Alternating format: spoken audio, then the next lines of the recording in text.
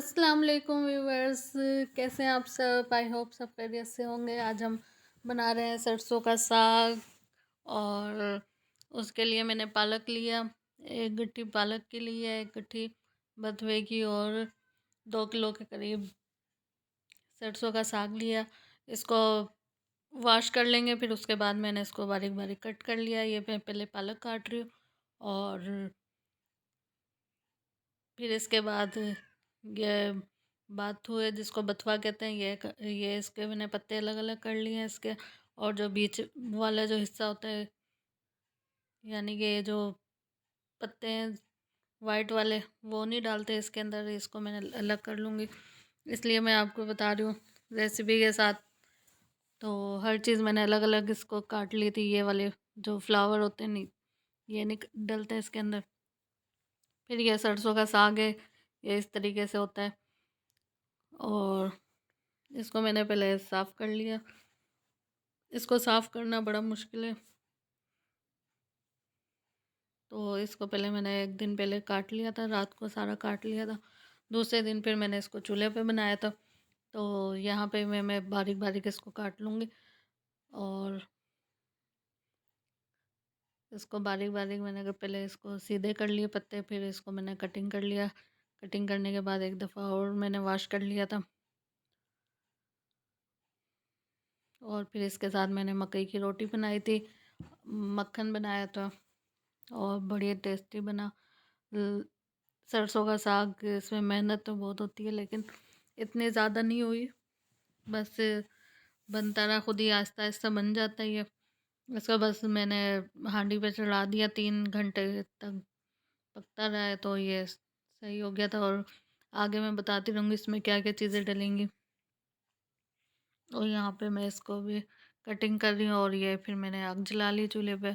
यहाँ पे मैंने मिर्चें ली हैं, इसके अंदर मिर्चें, हरी मिर्च डलती है ज़्यादा, और रेड वाली मिर्च नहीं डली इसके अंदर। खाली पतीली मैंने चूल्हे पे रखी इसको। आग जलाने के बाद फिर मैं इसको ये वॉश किया हुआ जितना भी है साग, पालक और बथुआ, इसको मैं डाल दूँगी इसके अंदर पतीली में डाल के।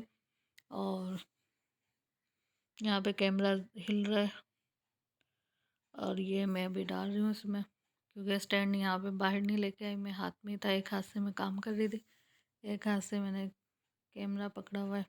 ये सारी मैं चीज़ें इसमें ऐड कर दूँगी। और जो बचेगा वो मैं एंड में डाल दूँगी, क्योंकि ये नीचे बैठ जाता है, पानी हो जाता है, थोड़ा सा पक जाएगा तो फिर और ज़्यादा डाल दूँगी मैं इसमें। और यहाँ मैंने पानी इसमें ऐड कर दिया, ताकि ये हाफ़ कप के करीब मैंने इसमें पानी डाल दिया, क्योंकि इसके अंदर पानी खुद से भी इतना ज़्यादा होता है। यहाँ पे मैंने एक प्याज कट किया और सारी हरी मिर्च, ये मैंने इसके अंदर ऐड कर दी। और फिर मैंने इसको कवर कर दिया। फिर ये थोड़ा नीचे हो गया, फिर मैंने इसके अंदर एक टमाटर डाला, और लहसुन, 5-6 लहसुन, और नमक। बस ये चीज़ें इसके अंदर ऐड होंगी। और इसको हम उबाल लेंगे, जब गल जाएगा साग, इसकी हमने धीमी आंच कर देनी है। और फिर ये गलता रहा है, 2 घंटे तक तकरीबन गल गया था। कम आंच करके मैंने इसको छोड़ दिया था।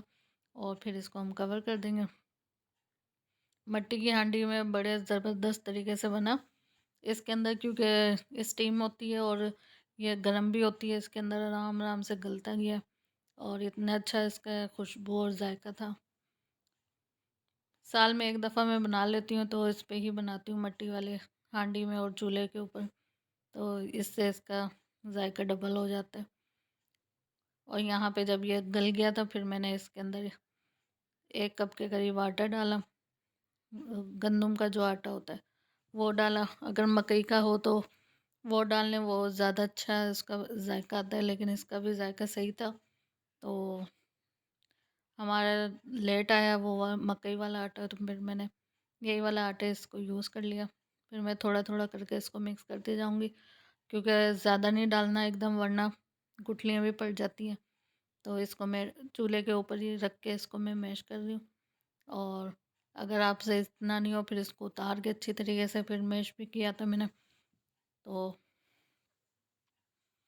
ये इसमें गुठलियाँ नहीं पड़ेंगी, ऐसे साथ साथ हम ये हिलाते रहेंगे, जिसको साग घोटना कहते हैं, इससे। तो फिर इसके अंदर मैंने तड़का लगाया। फिर साग तैयार हो गया था। मैंने आधा इसको ग्राइंड कर लिया था। और ये फिर मैंने लहसुन, देसी लहसुन ऑयल के अंदर डाल के इसका तड़का लगा रही हूँ। तड़के में मैंने अदरक बारीक काट के, हरी मिर्च बारीक, और रेड वाली मिर्च होती है उसको मैंने वो डाल दिया था, एक मिर्च को तोड़ लिया था बीच में। और फिर इसके अंदर हम साग डाल देंगे और बहुत ही मज़े का और टेस्टी साग तैयार हुआ।